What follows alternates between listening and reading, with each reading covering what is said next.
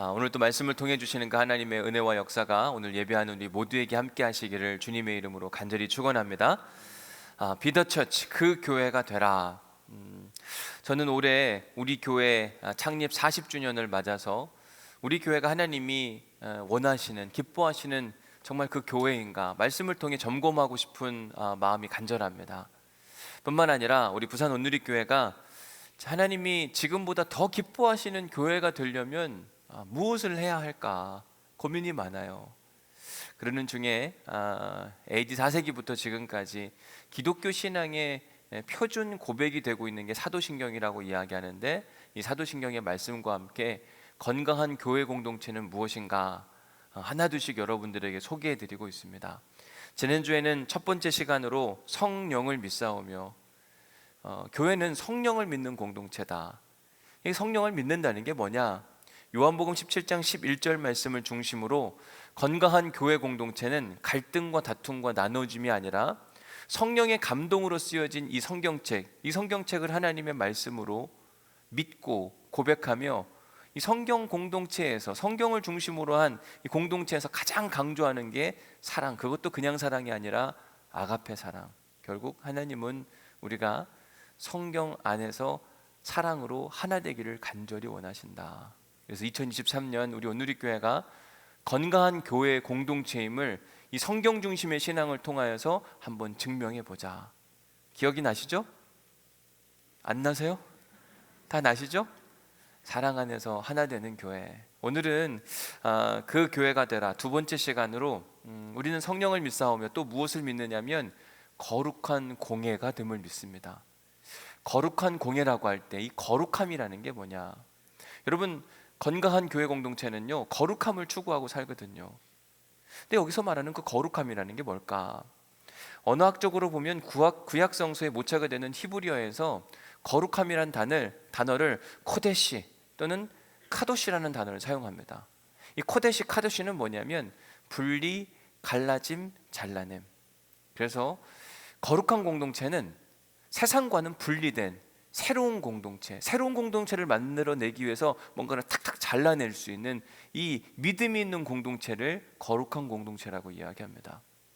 신약 성경에도 보면은요, 거룩이라는 단어가 221회가 나올 정도로 거룩은 매우 중요한 가치예요. 기독교 신앙의 핵심 중의 핵심이 거룩이라 이야기해도 조금도 부족함이 없습니다. 신약 성경에서는 이 거룩을 뭐라고 표현하냐면 하기오스라는 단어를 씁니다. 이 하기오스는 구별됨, 특별한, 남다른. 그래서 다시 말하면요, 하나님을 향해 거룩한 삶을 추구하는 사람들의 특징, 성경에 보면 그들은 구별된 인생을 살기 위해서 남다른 선택을 하고 살아가곤 합니다.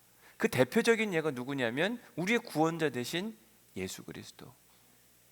성경에 등장하는 예수님의 인생을 보면 사람들의 예측에서 항상 벗어납니다. 저럴 땐 이렇게 해야 되는데 그런데 전혀 다른 일들을 종종 선택하시는 예수님의 모습을 봐요.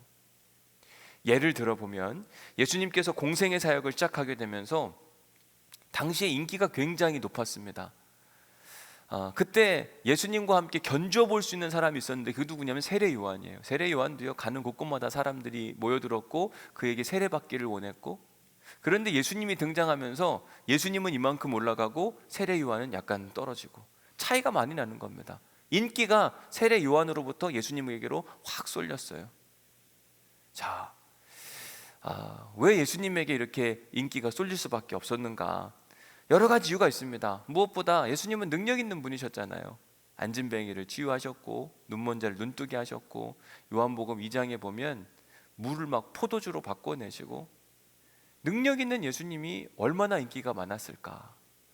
예수님은 능력만 있었던 것이 아니라 예수님은 불의를 못 참아가지고 사람들의 이 가려운 부분을 막 긁어줬습니다. 무엇보다 정경유착, 시장의 상인과 종교 권력자들이 막 딱 결탁이 되어서 백성들의 호주머니를 막 긁어가는 겁니다. 근데 누가 얘기하고 싶지만 권력이 뒤에서 딱 받쳐주고 있으니까 아무도 얘기를 못하고 있었거든요. 그때 예수님이 요한복음 2장 14절에 보면 성전 안에서 소와 양과 비둘기 파는 사람들과 돈 바꾸는 사람들이 앉아있는 것을 보시고, 이들이 누구냐면 성전 앞에서 장사를 하는 사람들이었어요. 이 사람들은요, 종교 권력자들과 결탁이 되어서 제사 용품을 파는 사람들이었는데 엄청난 이득을 취하고 있었습니다. 그런데 아무도 말을 못하고 있는데 예수님은요, 가가지고 이들을 보시고 가만히 있었던 게 아니라 성전을 뒤엎으셨어요. 이 시장 상인들을 막 뒤집어 엎으셨습니다. 지금 여기서 뭐 하는 짓이냐, 다 나가라. 어떤 때 막 채찍으로 사람을 내쫓기도 하셨다. 이런 예수님을 사람들이 안 좋아할 수가 없었어요. 왜? 불의한 모습을 보고 아무도 말을 할 수가 없었는데 예수님은 가서 그 불의한 모습들을 다 들춰내시기 때문에. 또 하나 예수님이 인기 있을 수 있었던 이유가 있는데, 그게 뭐냐면 당시 최고의 지도자 중에 하나였던 니고데모라고 하는 사람이 있었는데, 그가 한밤중에 예수님을 만나고요, 인생이 완전히 달라집니다. 어떻게 달라지는가? 옛날에는요, 니고데모는 권력지향주의자였어요. 그런데 예수님을 만나고 나서 그의 인생이 하나님 나라에 대한 갈급함이 막 생겨난 겁니다. 완전히 인생이 달라졌어요. 이전과 지금이 달라졌는데 그 이유가 뭐냐? 예수님을 만난 그 이유로. 이처럼 예수님은 능력도 있으셨고 불의에 대해 저항도 하셨고 당대의 최고의 지성인까지 회개시킬 수 있을 만큼 능력 있는 아주 특별한 존재였습니다. 그러니까 그를 따르던 수많은 사람들이 있었다니까요.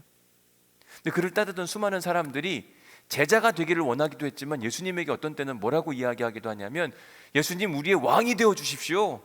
이건 얼마나 기분 좋은 이야기예요. 왕이 된다는 건 모든 권력과 권위를 갖는 겁니다. 당시 최고의 인기를 누릴 수 있는 사람이 얻을 수 있는 가장 최고의 칭찬이에요. 우리의 왕이 되어 주십시오. 보통 사람들은 이렇게 모든 사람들이 자기를 응원하고 칭찬하고 왕이 되어달라고 이야기하면 그 뜨거운 열기, 인기를요 은근히 즐기는 겁니다. 그래, 내가 그럴 만한 능력이 있지, 내가 그럴 만한 일을 했어, 저렇게 하는 건 당연해 라고 생각할 수 있어요. 게다가 그 기회를 잡아서 권력을 취득하고 싶은 것이 인간의 욕망이기도 합니다. 그런데 예수님의 선택을 보면 남들과는 달라요. 요한복음 4장 3절 말씀에 보면 이렇게 뜨거운 열기와 인기를 몸소 체험하고 있었던 곳이 어디냐면 유대 땅이었거든요. 그런데 그 예수님께서 어디를 떠나셨어요? 어디를 떠나요? 유대를 떠나. 막 사람들이 왕이 되어달라고 하는 그 유대를 떠나서 어디로 가세요? 갈릴리로 이동해 가시는 모습을 보게 됩니다. 예수님의 선택은요 정말 남다른 겁니다. 보통 사람들 같으면 자기 인기를 누리고 권력을 잡을 수 있는 그 금상첨화의 기회가 막 눈앞에 있는데 누가 그걸 놓고 딴 데 가겠어요? 그걸 더 잡으려고 막 애를 쓰고 또 애를 쓸 텐데, 예수님은 그렇게 하지 않으신 겁니다.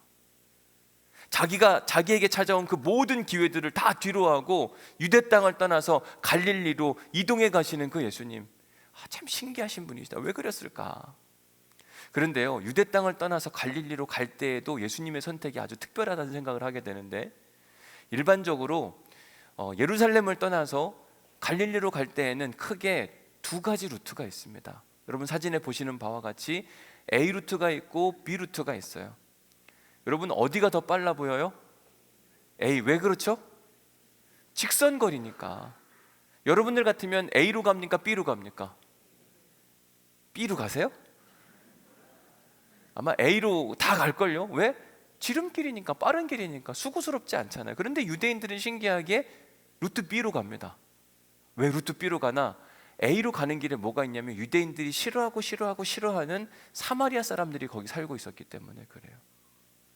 사마리아 사람들이 유대인들을 싫어했고 유대인들도 사마리아 사람들을 싫어했는데 그 증오의 관계, 마치 우리나라가 일본을 싫어하는 것, 어쩌면 그거보다 훨씬 더 악한 감정의 관계가 유대인들과 사마리아 사람들의 관계였습니다. 얼마나 싫었으면 그 땅은 유대인들은 웬만하면, 아니 거의 안 간다고 보시면 돼요. 분명히 예루살렘을 떠나서 갈릴리로 갈 때 사마리아를 통과가면 최단 시간, 덜 수고로움에도 불구하고 대부분의 유대인들은 여리고 땅으로 밑으로 내려가서 다시 위로 올라가서 한참을 이렇게 돌아가는 모습을 보게 됩니다. 그런데요, 요한복음 2장에 등장하는 예수님의 선택은 아주 특별합니다. 여러분 요한복음 4장 4절 말씀 같이 한번 보겠습니다. 요한복음 4장 4절 말씀 시작.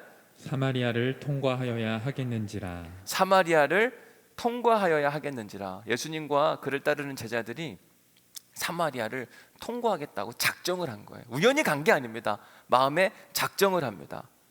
왜 예수님은 모든 유대인들이 하지 않았던 아주 독특한 특별한 선택을 하려고 하시는가? 이유가 있어요. 그 이유는 뭐냐?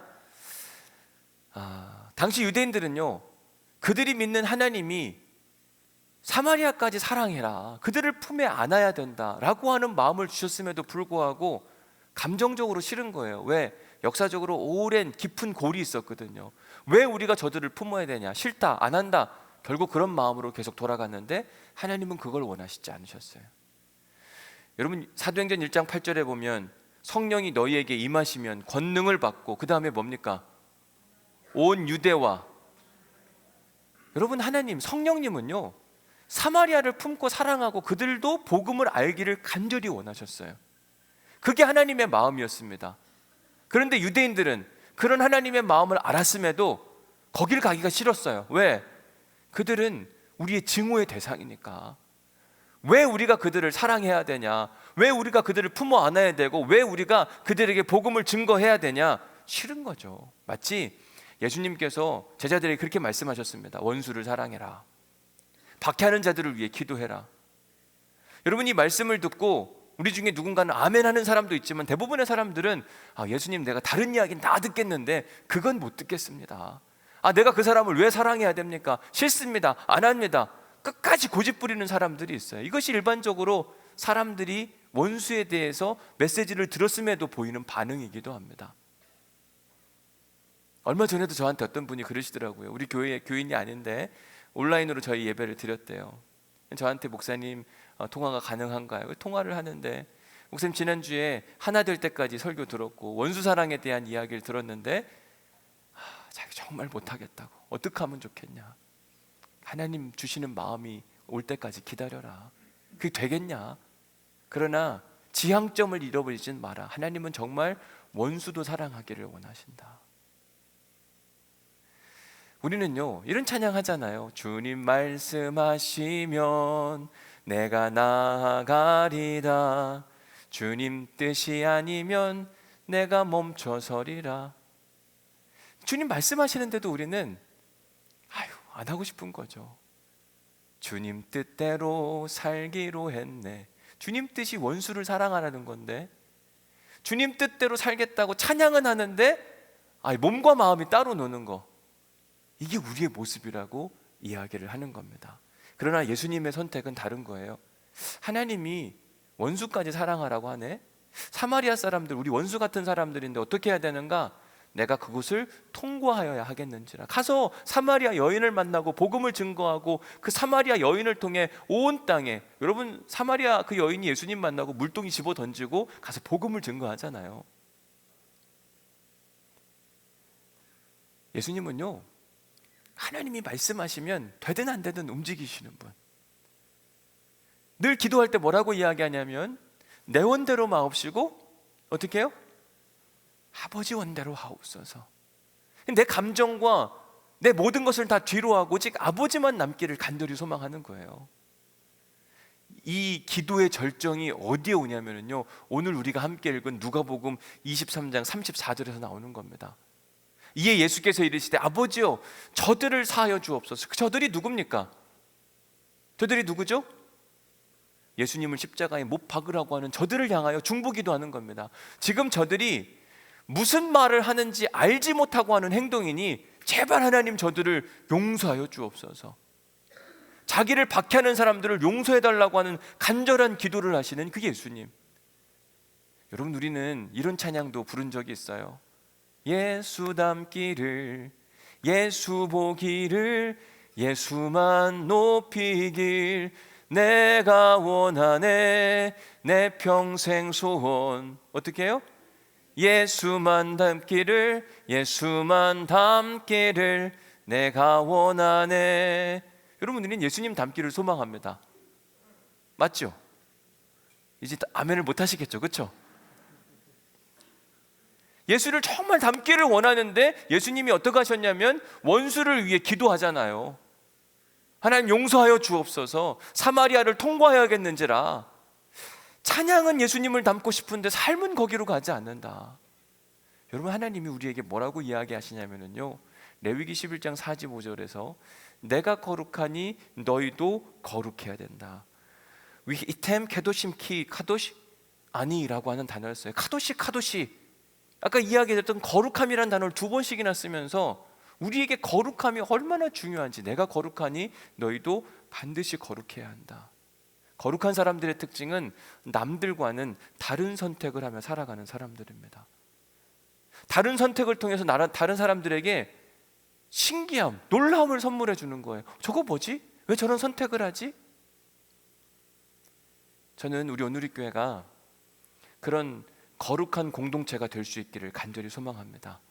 세상 사람들이 선택하지 않은 아주 특별한 다른 선택, 그게 뭘까? 어떻게 해야 되는 것일까? 올해 우리 교회는 창립 40주년을 맞아서 40만 불 프로젝트를 준비하고 있습니다.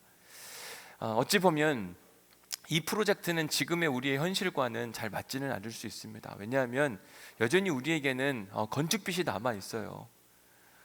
빚이 남아 있는데 빚을 갚지 않고 40만 불이면 적지 않은 돈인데 이걸 선교하는 데 쓴다?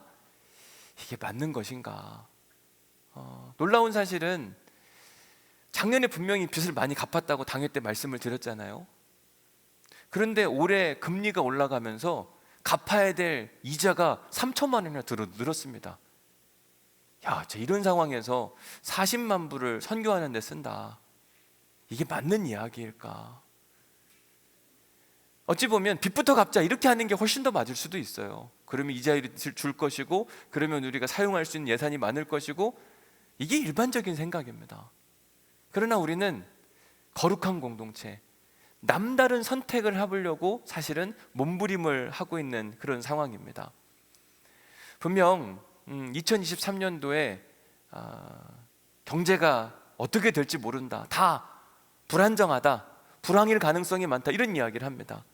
금리가 올라요. 그런데도 불구하고 복음의 빚을 먼저 갚으려고 하는 건, 여러분, 이건 하나님의 사람들이나 할 수 있는 아주 특별한 일이라고 저는 분명히 생각이 들어요. 하나님은 우리에게 복음의 빚을 갚으라고 작년 3월에 말씀해 주셨어요. 40년 전에 어느 누군가 만불을 헌금함으로 오늘 여기에 이 아름다운 성전, 그리고 우리가 함께 이렇게 예배할 수 있는 공동체가 세워졌습니다. 얼마나 감사한 이야기예요. 그런데 그럼 너희들이 그냥 가만히 있지 말고 그 복음의 빚을 갚아야 되지 않겠느냐. 그래서 우리가 만불 곱하기 40년, 그래서 40만 불을 지금 준비하고 있는 겁니다.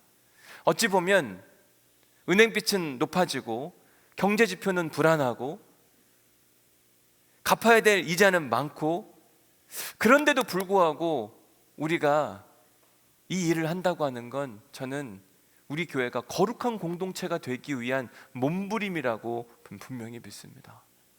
이 일을 통해서 어떻게 하나님이 일하실지 저는 기대가 돼요. 여러분, 우리가 이걸 아셔야 돼요. 뭐냐면요, 예수님은 늘 남다른 선택을 통해서 늘 사람들에게 놀라움을 선물하셨어요. 왜 저렇게 선택하지? 신기하네. 그런데 예수님은요, 한 가지만 놀랍게 하신 게 아니라 두 가지를 놀랍게 하셨어요.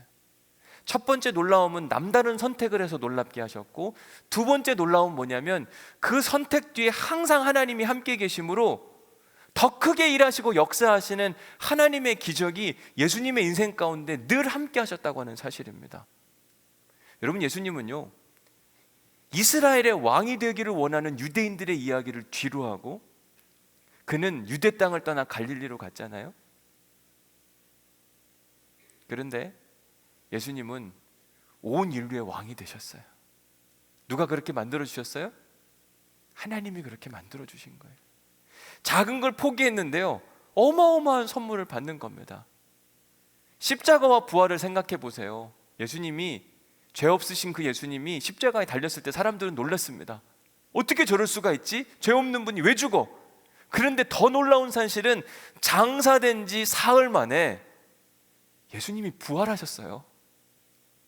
예수님이 죽었더니 하나님이 일으켜 세우시더라. 이거는요, 더 큰 놀라움이었다니까요. 우리가 작년 3월 11일에 창립 기념주일 예배를 드리면서 거룩한 공동체에 제가 설교를 했던 그런 기억이 있습니다. 거룩한 공동체는 어떤 공동체냐? 그때는 CTS에 대한 이야기하면서 calling, training, sending, 부름을 받은 어떤 사람들은 하나님께서 부른 컬링할 때 아멘하고 응답할 수 있는 그런 교회가 거룩한 교회다. 트레이닝, 하나님께서 훈련시키실 때 훈련받는 성도들이 있는 교회가 거룩한 교회다. 샌딩, 하나님이 어딘가를 보내실 때 잘 보냄받는 사람이 거룩한 공동체이다. 우리 온누리교회가 그런 거룩한 교회 공동체가 되어보자 라고 하는 메시지와 함께 우리만이 아니라 우리 교회를 통해 이런 거룩한 교회 공동체가 많이 이 땅 가운데 세워졌으면 좋겠다, 이렇게 제가 선포했던 그런 기억이 있습니다. 오늘 저는 여러분들에게 선교 사역지에서 이렇게 거룩한 공동체를 세워가기 위해 수고하고 애쓰시는 선교사님 한 분을 여러분들에게 소개해 드리려고 합니다. 박영영 선교사님 잠시 후에 나오실 텐데 우리에게 어떤 은혜를 주실까. 오늘은 아주 특별한 설교여서 제가 반 설교하고 선교사님이 또 반 설교할 텐데 하나님이 기가 막히게 또 그 설교를 이어가실 거라고 생각이 들어요. 우리 잠깐 영상 먼저 보시고 선교사님 만나도록 하겠습니다.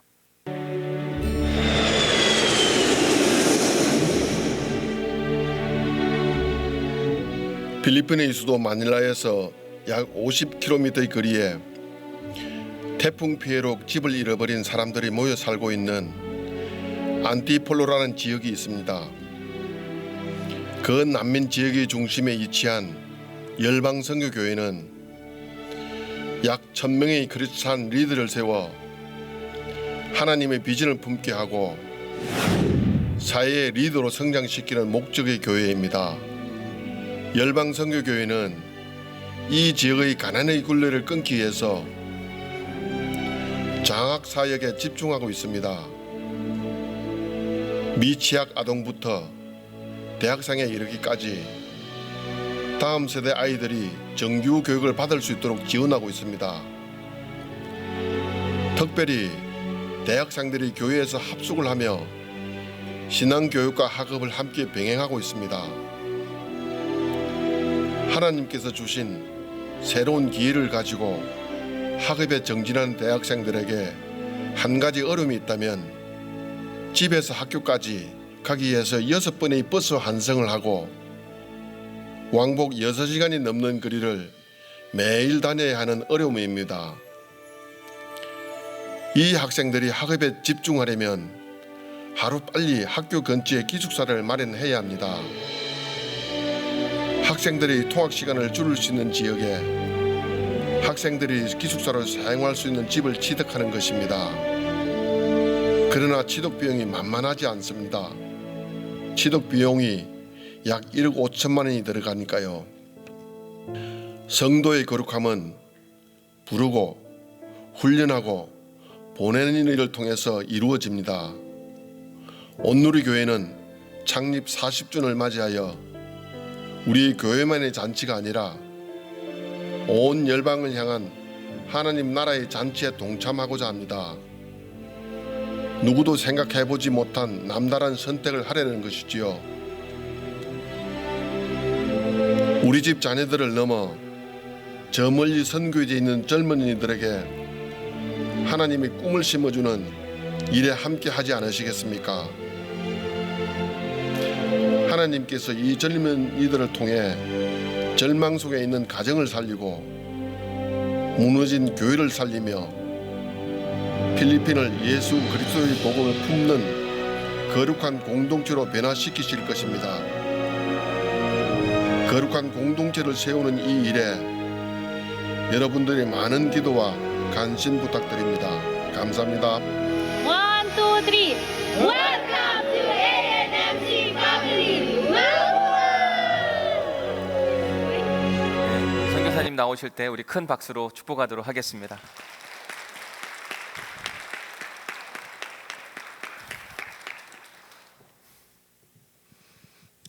반갑습니다. 이 시간을 거룩하게 성별하여 하나님께 드려 나오는 우리 모든 성도들 가운데 이 시간을 통해서 하나님께서 주시는 은혜와 더 크신 능력으로 함께해 주시길 간절히 축원합니다. 목사님과 함께 말씀을 나눈 일에 쓰임 받으면서 기도합니다. 하나님, 주께서 이루실 뜻이 온전하게 이어 전달되기를 소망합니다. 말씀 소개하면서 거룩한 공동체를 이루어가는 선교지의 선교사라고 하셨는데요. 제가 미국에서 공부하고 돌아올 때 하나님께서 다시 선교지에 돌아오면서 처음에 미국으로 불러가실 때에는 사람도 싫고 사역도 싫을 만큼 지쳐 쓰러져 있던 저의 모습을 그것을 회복시키시면서 다시 사역지로 돌려보내시면서 주셨던 약속의 말씀이 있었습니다. 날개를 가졌으나 날지 못하는 사람들을 회복해서 날게 하겠다. 그리고 너는 제사장인데 예배가 회복된 공동체의 예배 인도자로 세우리라.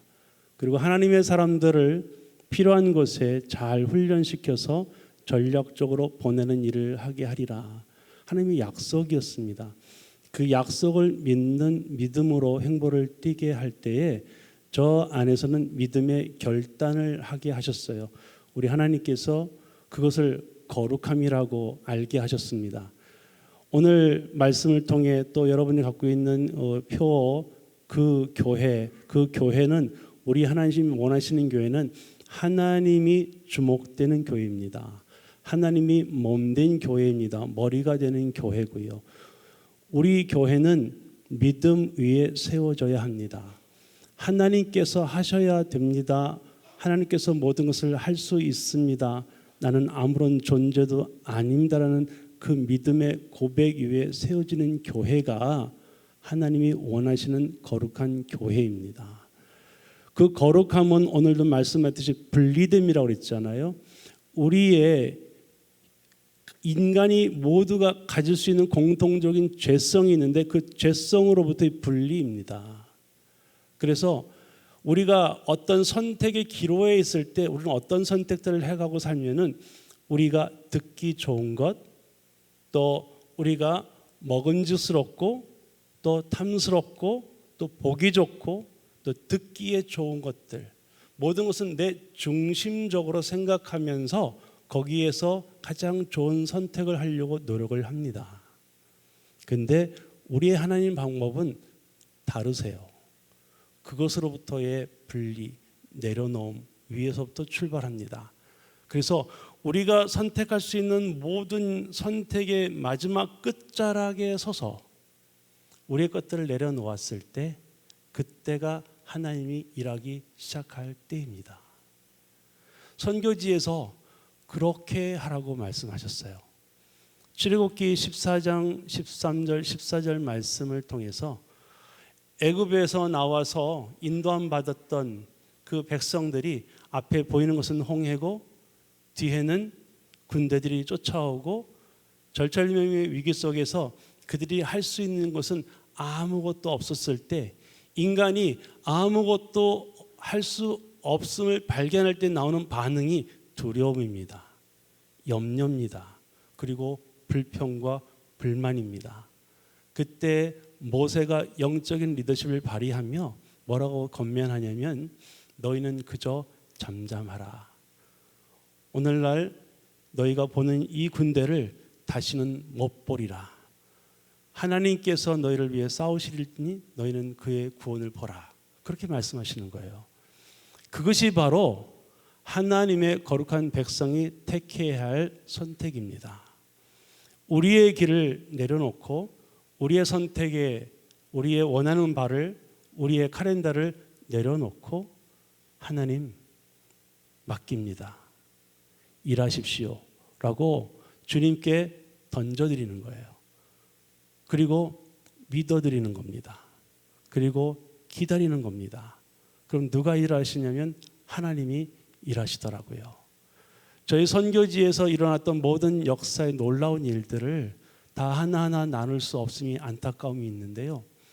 한 가지 말씀드리면 하나님께서 그렇게 하라고 말씀하신 일들을 순종해 오면서 시간과의 싸움이었는데 저희는 기다리는 시간이옵니다.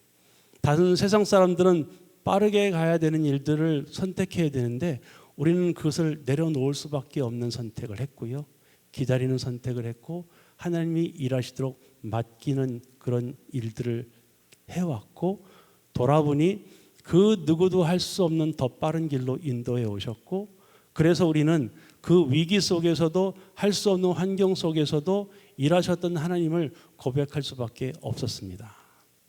지난 3년간 팬데믹 기간까지 합쳐서 3년 동안 이루어졌던 그 선교 훈련센터와 새성전의 그 건축의 모든 시작을 하나님이 시작하셨거든요. 그 시작할 때 동시에 저희가 결단했던 것이 있습니다. 하나님이 일하심을 보기를 원합니다. 처음에 혼자 사역 갔을 때는 첫 출발서부터 길거리서부터 하나님께서 하신 모든 것들을 경험해 왔던 역사가 저희 안에 있었기 때문에 2014년부터 여러 동역 선교사님들이 들어오셨을 때에 그 선교사님들과 함께 사역하면서 안타까우고 기도가 나왔던 것은 하나님, 이들도 그것을 고백하게 하시고 보게 하옵소서. 그래서 우리 온 성도들과 선교사님들이 그저 하나님만 바라보고 하나님만 의지하는 그런 공동체가 되게 하옵소서 하는 것이 기도였고, 이제 하나님, 이것이 기회입니다. 이 팬데믹 기간 때 모두가 안 된다고 할 수 없다고 하는 이 상황 속에서 이루실 하나님을 보게 하옵소서. 그런 결단을 하고 모든 일들이 돌아왔을 때에 저희가 고백하는 것은 하나님이 일하셨습니다. 여러분들에게도 40년의 시간들을 돌아보면 길면 길다고 얘기할 수 있고 짧으면 짧은 역사 가운데서 놀라운 하나님의 역사가 있었습니다. 우리 여러분 가정 한 분 한 분들에게도 그런 체험이 있으신 줄 믿어요. 그런 체험들을 통해서 우리가 고백하는 것은 하나님입니다. 제가 선교지에서 하나님께서 씨름하게 하셨던 것은 예배의 회복이에요. 그 예배가 회복된 공동체가 도대체 뭡니까? 라고 기도하는 가운데 형식의 회복이 아니더라고요. 하나님께서 원하시는 것은 하나님의 주권의 회복입니다. 우리가 매사에 하나님을 인정할 수 있을까? 나는 그렇게 믿는다라고 말은 하면서 입으로는 믿는데 왜 그런 삶을 살지 못할까가 우리들한테 던져지는 질문이었거든요. 그래서 정말 크신 능력의 하나님, 나보다 더 잘하시는 하나님께서 가장 선한 길로 나를 인도해 주실 것에 대한 믿음이 있다면 우리가 염려할 게 없더라고요. 스탠리 존스라는 선교사님이 계십니다. 영국 선교사님이 인도에 가서 35년 동안 사역하셨던 선교사님이 이런 말씀을 하셨어요. 우리가 뭔가를 손에 들고 있는데 이것을 붙들고 있는 내가 이것을 감당할 수 없는 것을 누구보다 우리가 더 잘 알잖아요. 그런 순간에 우리 안에 밀려오는 것은 두려움입니다. 그런데 믿음의 사람은 이것을 주님께 드린다는 거예요. 그러면 두려움과 염려가 사라진다는 겁니다. 아마 그 선교사님은 그렇게 인도에서 35년을 사역하셨을 거예요. 그리고 나서 사역을 마치고 영국으로 돌아와 보니까 그런 믿음의 사람들이 교회에 보이지 않더랍니다. 그래서 영국도 선교지다, 그렇게 느껴진다는 고백을 했거든요. 저도 25년을 넘어가면서 한국교회를 바라보면서 하나님이 왜 온누리교회를, 왜 열방선교교회를 이렇게 세우셔서 무엇을 우리에게 전하고 또 나누기를 원하시는가, 교회가 교회되고 예배가 예배되게 하는 일들이 무엇인지를 우리를 통해 이루시기를 원하시는구나. 그 모든 것들은 지향하는 바가 하나인데요, 하나님 나라입니다. 하나님 나라는 하나님의 주권이 온전히 인정되는 거예요. 우리 예배로 나올 때, 예물을 가지고 나올 때 하나님이 기뻐하시는 것은 우리의 손에 들려지는 예물이 아닙니다. 수양의 기름을 기뻐하시는 것이 아니라요, 하나님께 나오는 겸허한 마음입니다. 하나님, 우리가 할 수 있는 것이 아무것도 없습니다. 우리가 가지고 있는 것이 다인 것처럼 생각하고 착각하고 살고 있지만 한순간에 아무것도 아닌 존재일 수 있는 것들을 붙들고 의지하고 있습니다. 하나님께서 내 삶의 주관자이시고 나를 인도하실 목자입니다라고 그분을 인정해주는 그 겸허한 마음을 우리 하나님이 가장 기뻐하신다는 거예요. 그걸 통해 우리가 하나님을 의지하고 믿는 것이 하나님이 우리로 하여금 의로운 사람이라고 받아들여지시는, 우리를 의롭다 하시는 하나님의 의요, 하나님의 거룩함입니다. 그래서 우리가 주의 보좌로 나아갈 수 있는 담대함을 얻을 수 있는 것은 그 믿음으로 나아가는 거거든요. 이제 여러분이 40주년을 맞는 이 시점에서 세상 사람은 택하지 않는 거룩한 선택과 결단을 하실 텐데 저희도 그동안 그런 결단을 해오면서 올해 또한 저희가 또 그런 결단의 행보를 해 나갑니다. 바라고 또 기도하고 또 여러분을 축복하기는 여러분이 어떠한 결단을 하든 그 결단도 하나님 내가 하겠습니다는 소신의 결단이 아니고 하나님께서 하십시오라는 의지함의 결단이 되기를 간절히 축원합니다. 그래서 모든 일이 다 맞췄을 때 봐라 우리 온누리교회는 이런 저력이 있지 우리 헌신이 이 정도야 라는 것이 아니라 정말 누구도 상상할 수 없었던 방법, 누구도 기대하지 못했던 방법, 그래서 우리가 하나님이 하신 일들을 한번 보게 되는 거거든요. 아마 박성수 목사님이 그런 마음으로 여러분에게 비전을 던지실 거예요. 이제 우리가 하나님이 일하시는 것을 함께 봅시다. 몇 가지 프로젝트가 어떻게 이루어졌느냐가 중요한 게 아니거든요. 하나님이 일하심을 보는 교회로의 전환이 중요한 겁니다. 우리 선교지가 그렇게 거듭나야 되고요. 우리의 한 사람 한 사람의 신앙이 그런 결단의 성도로 거듭나야지 그것이 거듭난 예배자고 그런 교회가 거듭난 교회고요. 그래야 하나님 나라가 드러납니다. 하나님이 그런 마음을 주셨어요.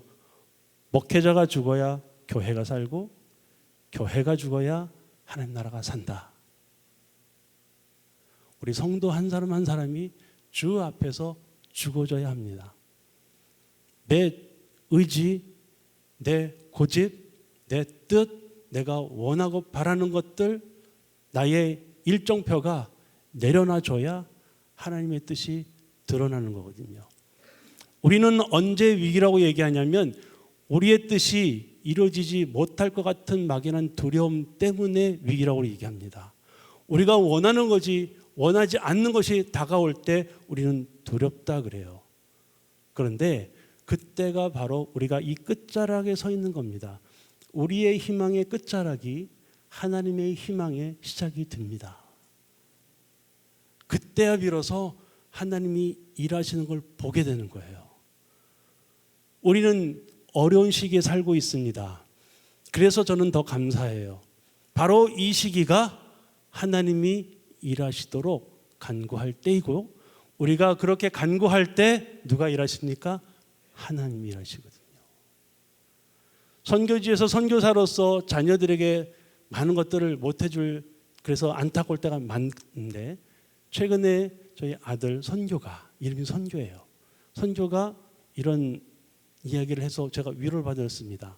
아빠, 내가 부잣집에 태어나지 않은 게 너무 감사해.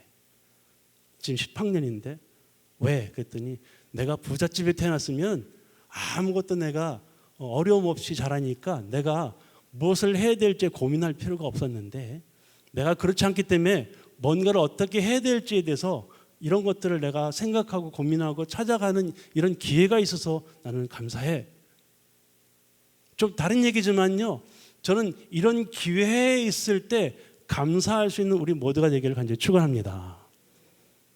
힘드실 때 감사하십시오. 그때가 기도할 때입니다. 그때가 하나님이 일하실 때입니다. 주께서 분명히 일하실 겁니다. 왜? 주님께 맡겼기 때문에. 맡기고 의지하고 나아가는 여러분의 거룩한 선택과 행보가 우리 하나님이 가장 기뻐하시는 교회의 걸음이 될 줄로 믿습니다. 그래서 그런 행보를 띠는 교회를 향해 세상이 바라볼 때 우리 아이들이 교회를 바라볼 때 마음에 하나님이 기뻐하시는 교회로 느껴질 거고 그래서 그들이 다시 세상에서 교회로 나오게 되고 교회를 통해 하나님 나라를 경험하게 될 줄로 믿습니다. 여러분을 주의 이름으로 축복합니다.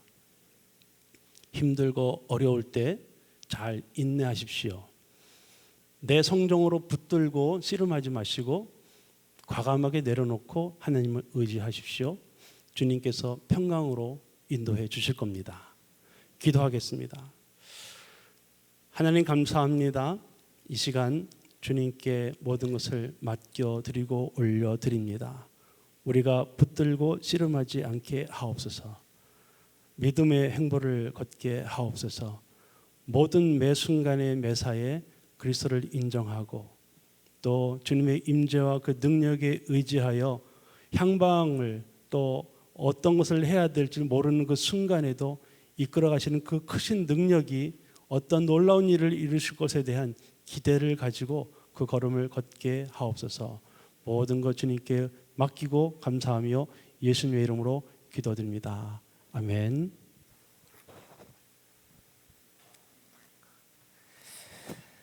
박연용 선교사님하고 저하고는 미국에서 공부하면서 함께 처음 만나게 되었고 벌써 10몇 년을 함께 쭉 같이 해오면서 시작부터 끝을 알아요. 여기까지 온 거. 근데 아무것도 없이 시작했거든요. 근데 하나님이 하나 둘씩 만들어가게 하시는. 저 선교사님 별명이 하나 있었는데 꿈쟁이, 비저널이라고 하는, 신학교 있을 때, 미국에서 있을 때부터 진짜 꿈이 원대하신 분이세요. 근데 꿈만 꾸는 사람을 우리는 몽상가라 그러는데 몽상가를 넘어 그 꿈을 이루시는 하나님의 역사를 제가 늘 곁에서 보게 됩니다. 참 특별하다, 귀하다. 그런데 오늘 이야기하진 않으셨지만 얼굴에 구원하사가 2번이나 오셨어요. 그리고 제가 저희 그 청년 선교팀하고 함께 갔을 때 물통을 막 위에 올리다가 그게 떨어져가지고 그 교회 교인들 손가락이 절단되는 일, 저희 청년들이 같이 가는데 그런 일들도 있었거든요. 하나님의 일과 역사는 그냥 이루어지지 않더라고요. 그런데도 그곳에서 묵묵히 한 걸음 한 걸음 걸어가는데 이전에도 일하셨고 지금도 일하시고 미래도 계속 일하실 거라 저는 분명히 생각이 듭니다. 그 일하신 현장을 우리 장로님 2분이 지난 12월 달에 갔다 오셨는데 그 중에 한 분인 우리 이병삼 장로님께서 다녀오신 간증을 하도록 하겠습니다. 우리 오실 때 또 큰 축복의 박수 하도록 하겠습니다.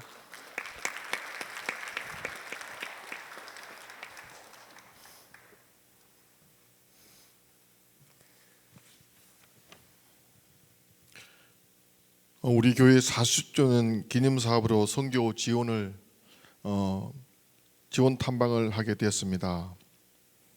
선교 사업에 크게 관심을 가지고 있지 않는 저에게는 담임 목사님께서 필리핀 선교지를 탐방하라는 부탁을 받고 사무실 업무의 공백과 선교에 대한 무지에 대한 두려운 마음이 들었습니다.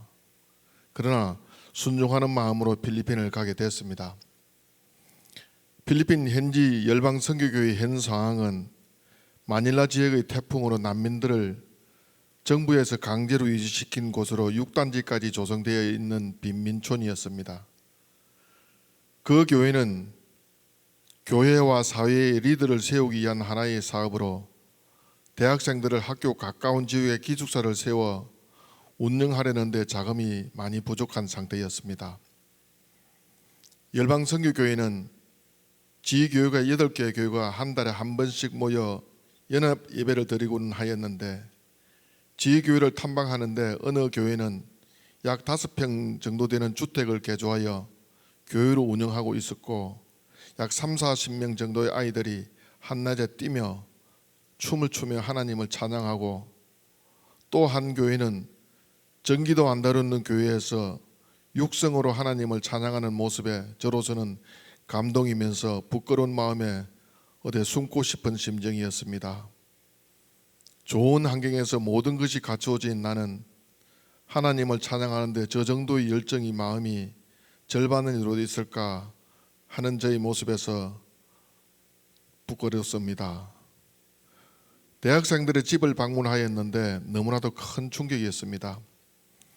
4-5명이 정도 되는 집에 4-5평이 되는 집에 7명의 가족이 함께 같이 살고 있었고 많게는 12명이 거주해야 하는 그런 집이었습니다. 선풍기를 켜놨는데 선풍기 바람이 열풍기 바람으로 따뜻한 바람이 나오고 한 침대에 부모님과 아이들이 같이 잠을 자고 하였는데 그러다 보니 15살 되는 아이가 여자아이가 아빠 아이를 임신하고 형제 자매 사이에서도 임신을 하는 그분들의 생활이 많은 어려움을 보이는 게 현실이었습니다. 다음날 저녁 대학생들하고 식사를 같이 하게 되었는데 마음대로 먹으라 하니 한 청년은 스테이크 하나에 공깃밥 5공기를 먹는 아이도 있었으며 하나이는 눈치가 보이는지 주변 밥만 먹더니 스테이크를 비닐봉지에 싸서 자기 동생들 갖다 주려고 가져가는 아이도 있었습니다. 청년들을 보고 두 번 놀랐습니다. 하나는 청년들 대학생들 가정을 방문하였는데 상상을 초월할 정도로 빈민하고 힘든 그 생활을 하고 있었고, 또 하나는 그 와중에서도 항상 아이들이 밝았습니다. 얼굴이. 왜 어려운 환경의 아이들이 저렇게 얼굴이 밝으냐고, 긍정적이냐고 물어보았더니 하나님이 자기를 인도해 주실 걸 확신하고 있고 하나님의 비전을 품으며 하나님을 신뢰하고 있다고 그랬습니다. 그 모습에서 정말 아름다운 얼굴을 보았습니다. 청년들이 어려운 생활이지만 나쁜 곳이 아닌 교회에 와서 하나님을 만나고 하나님의 리더가 되어 영향력이 있는 삶을 살아가겠다고 다짐을 하고 열심히 대해가는 학생들이 귀하게 느껴졌습니다. 선교는 연속성을 가지고 시행하는 것이 좋겠다는 생각을 했고, 그들이 필요에 따라 협력하고 장기적인 안목과 전문성 있는 사역이 필요하다는 것을 생각해 보았습니다. 담임 목사님께서 왜 현장에 가게 하였는지 현장에 가서 깨달았습니다. 선교에 대하여 무지한 저에게 선교 탐방을 통해 하나님의 마음을 알게 하시고 다시금 신앙의 생활을 점검할 수 있는 시간이 되게 하여 주신 하나님께 감사드렸습니다. 감사합니다. 고맙습니다. 감사합니다. 저희가 회의를 하면서 누가 선교지 한번 다녀오실까 이런 이야기 하다가 제가 김정 장로님과 이병삼 장로님 두 분이 좀 다녀오시면 좋겠다 이렇게 부탁을 드렸을 때 우리 이 장로님이 그런 이야기 하셨어요. 목사님 거기 가서 모기 물리면 어떡하나요? 진짜 걱정하셨던 거 처음 안 가보셨다고 하니까 염려도 많고, 그런데 다녀오셔서 가장 은혜를 많이 경험하시고 또 누리셨던 그 은혜가 있어서 오늘 이런 시간들을 나누게 되었습니다. 어찌 보면 남다른 선택, 12월에 바쁜데 본인의 사업장을 뒤로 하고 필리핀에 간다고 하는 건 특별한 선택이었는데 하나님이 그 위에 생각지도 못한, 오늘은 많이 절제하신 거예요. 갔다 오고 나서 운영위원회 첫 번째 하는데 그때 막 흥분하셔가지고요, 우리 장로님이 저렇게 말씀을 잘 하실 수 있구나 이런 것도 막 느꼈거든요. 왜냐하면 본인이 하는 게 아니라 본인 안에 감동을 주신 성령님으로 간증을 하시더라고요. 그런데 여기서 그렇게 간증했다간 한참 걸릴 것 같아서 오늘 꼭 써와서 읽으시라 이렇게 말씀을 드린 거거든요. 하나님이 하시는 일은 정말 놀랍거든요. 여러분 묵상 질문 두 번째 여러분 같이 볼게요. 뭐라고 되어 있는가? 건강한 교회에서 영적 공급함을 받고 신앙생활하는 성도들, 그런 사람들의 특징이 있는데 그게 뭐냐면 남다른 선택을 즐겨나곤 합니다. 신앙생활이 제대로 서 있으면은요, 특별한 선택 뭐냐면 남들이 하지 않는 선택을 하게 돼요. 거기 예를 들어서 이런 겁니다. 십자가의 길을 걸어가고 내려놓음, 섬김, 희생, 원수사랑, 복음전도. 여러분 이거는 우리가 하는 게 아니라 주님이 하시는 겁니다. 여러분 우리가 아무리 노력을 해보세요. 원수사랑 할 수 있나? 못해요. 아까 말씀드린 것처럼 누가 그 설교 듣고 하려고 하는데 안 된다, 그건 본인의 의지예요. 애써도 안 되는 겁니다. 그런데 주님이 하시는 겁니다. 이번 한 주간 우리가 살아가면서 남다른 선택을 하며 살아가는 우리 모두가 될 수 있기를 주님의 이름으로 간절히 축복합니다. 왜 저런 선택을 하지? 왜 그랬냐 물었을 때 그때 주님이 하셨다. 그러면 정말 상상할 수 없는 은혜가 우리에게 반드시 찾아올 거거든요. 일반적으로 이런 프로젝트 하면 여러분들에게 오늘 헌금 봉투도 나누어 드렸지만, 자, 장로님들은 얼마 하시고 권사님들 얼마 하시고 집사님들 얼마 하시라 막 정해주고 한 구자에 얼마다. 그런데 우리가 40주년 팀과 함께 이야기하면서 우리 구자 이런 거 정하지 않는다, 강요하자, 주님이 주시는 마음으로만 하자. 그것도 어린 아이에서부터 어른에 이르기까지 모두가 다 참여해서 이 놀라운 일을 하나님이 우리가 함께 이루어 가시는 것을 보자. 여러분 주님이 이 일에 함께 하기를 간절히 원하십니다. 여러분들이 주님이 그 일에 감동 주시는 만큼만 하세요. 부담도 갖지 마시고 쳐다보지도 않을 것이고 주님이 하시는 것만큼만. 그러면 하나님이 우리 교회가 얼마나 특별한 교회인지를 하나님 스스로 증명해 주실 겁니다. 여러분 한 사람 한 사람의 이름을 기억하시고 일하신 흔적들을 응원하시고 칭찬하실 것이다. 오늘 우리가 함께 부를 찬양이 주가 일하시네, 주가 일하시네. 하나님은요, 지금도 우리에게 일하시기를 간절히 원하고 계세요. 여기 잘 보세요. 날이 저물어 갈 때, 빈들에서 걸을 때, 그때가 하나님의 때이고, 내 힘으로 안 될 때, 빈손으로 걸을 때 내가 고백해 여호와 이래. 제가 오늘 일부 예배를 드리고 마음에 하나 결단한 게 있고 장로님들과 상의를 해야 되지만 그래요. 제가 말씀드릴게요. 우리 교회 현재 시제가 6억이 있어요. 이걸 얼른 다 써버려야 되겠다 이런 생각을 하게 됐어요. 빚을 갚든지 필요한 곳에 써야지. 자꾸 이게 우리 여기에 기대는구나. 하나님을 믿어야 되는데 저 스스로도요, 한 6억 정도 우리 교회 시제가 있으니까요, 마음이 든든한 거 있잖아요. 그래, 안 되면 이걸로 쓰면 되겠다. 이건 절대로 건드리면 안 되는 거라는 걸 확신을 주셨어요. 제가 그래서 오늘 일부 예배 끝나고 성교사님하고 그런 얘기 했거든요. 저거는 정말 꼭 필요한 곳에 하나님이 얼른 쓰게 하시는구나. 돈이 있으니까 이걸 엄청 믿게 되더라고요. 그까짓 거 우리 40만 불 안 들어오면 그거 갖고 하면 되지. 하나님은 그걸 원하시는 게 아니더라고요. 하나님은 우리가 함께 힘을 모아서 하나님의 거룩한 일들을 이루어가기를 원하신다. 돈을 더 쌓아둬야지, 돈을 빚을 갚아야지 뭘 자꾸 쓸 생각을 하냐. 하나님만 믿기를 원하시기를, 저는 일부 예배 끝나고 마음을 받은 거예요. 주신 마음이 있으면 순종해야 되겠다. 제가 우리 그래서 기획위원 장로님들하고 상의를 해서 어떻게 하는 게 가장 하나님 기뻐하시는 일일까. 여러분, 올해 우리 교회 표어가 뭐라고요? 근데 그 앞에 수식어가 있다 그랬잖아요. 뭐라고 그랬죠? 하나님이 기뻐하시는 그 교회가 되라. 그건 다른 게 아니라 돈을 믿는 게 아니라 누구를 믿는 거예요? 하나님만 신뢰하는 것. 저는 우리 교회가 그 교회 되기를 간절히 소망합니다. 하나님이라옵소서. 하나님 어떤 게 아니라 우리 모두를 통하여 일하실 그 하나님의 은혜와 역사를 경험케 하여 주옵소서. 그 하나님의 역사를, 은혜를 우리 모두가 함께 경험할 수 있기를 주님의 이름으로 간절히 축복합니다. 우리 찬양하겠습니다. 날이 저물어 갈 때, 날이 저물어 갈 때, 빈들에서 걸을 때, 그때가 하나님의 때. 내 힘으로 안 될 때, 내 힘으로 안 될 때, 빈손으로 걸을 때 내가 고백해 여호와. 다시 한번 찬양합시다. 날이 저물어 갈 때, 날이 저물어 갈 때, 빈들에서 걸을 때, 그때가 하나님의 때.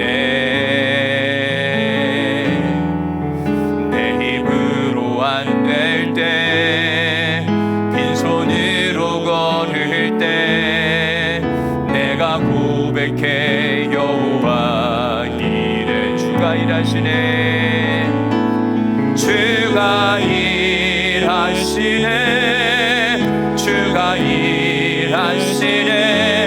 주께 아끼지 않는 자에게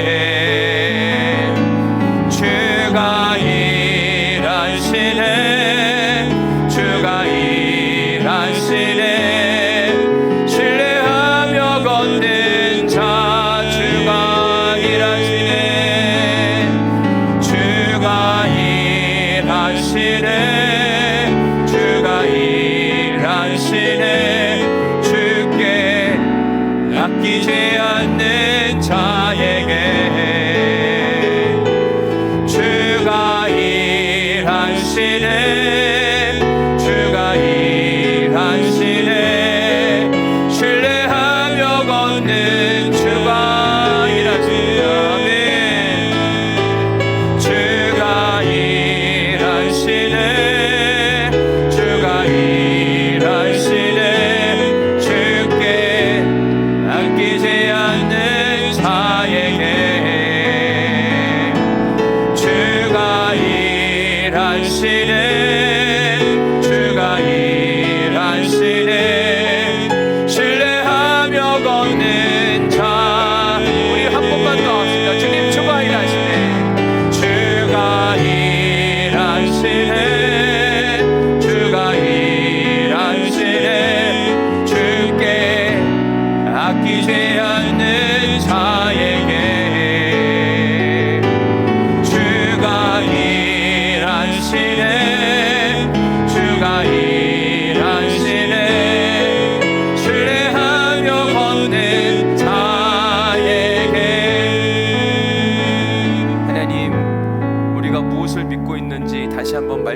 통해 점검할 수 있도록 인도하여 주옵소서. 남다른 선택을 하셨던 예수님은 오직 하나님만 신뢰하셨습니다.